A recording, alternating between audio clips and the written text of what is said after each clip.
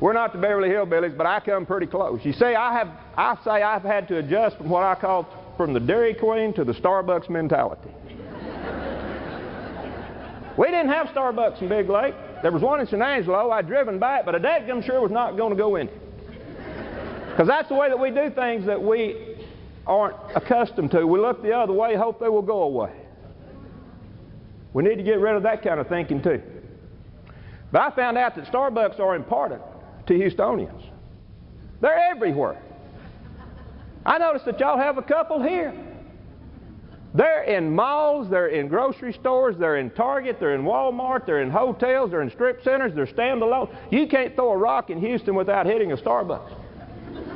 We bought a house in April and I was afraid there was going to be one in the spare bedroom. Well, I tried to adapt to things, so I got up and one morning I said, I miss my coffee drinking buddies at the Dairy Queen. Amy's granddad, one of my old coffee drinking buddies.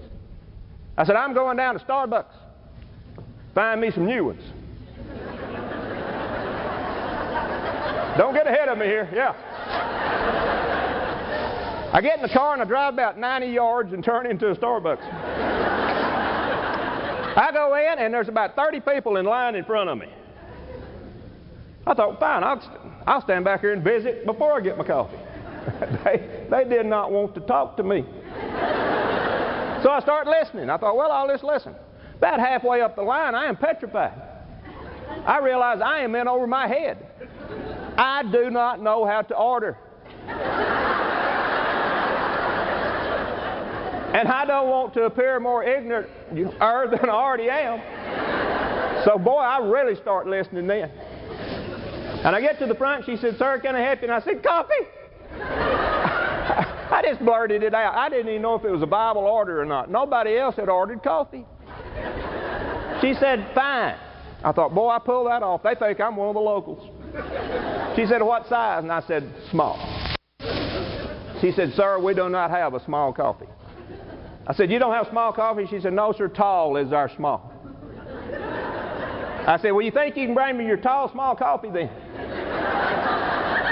And she looked at me as if I had just gotten off the train from Hooterville. At least you got that part right. And brought me my coffee, and I gave her my $9 and left.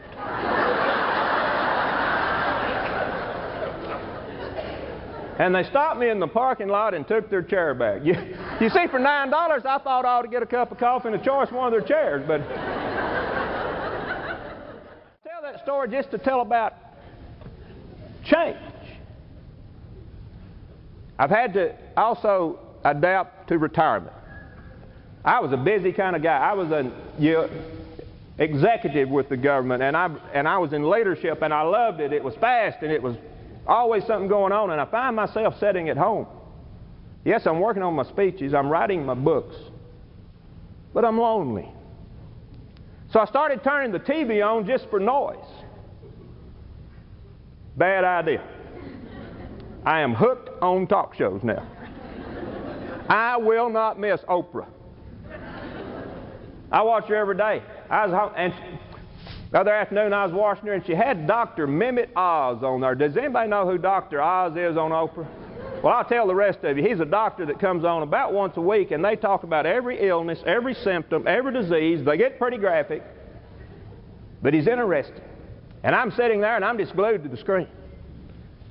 Oprah and Dr. Oz. And Jan comes in and she speaks and I just kind of grunt because I'm watching.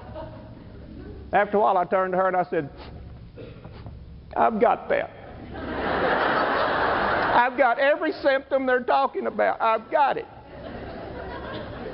She said, you idiot, you do not have ovarian cysts. My God.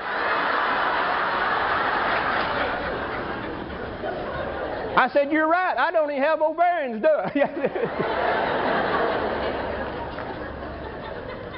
I have learned one thing about change. To adapt to change, you have to embrace it, you have to explore it, and you had better change your attitude about it.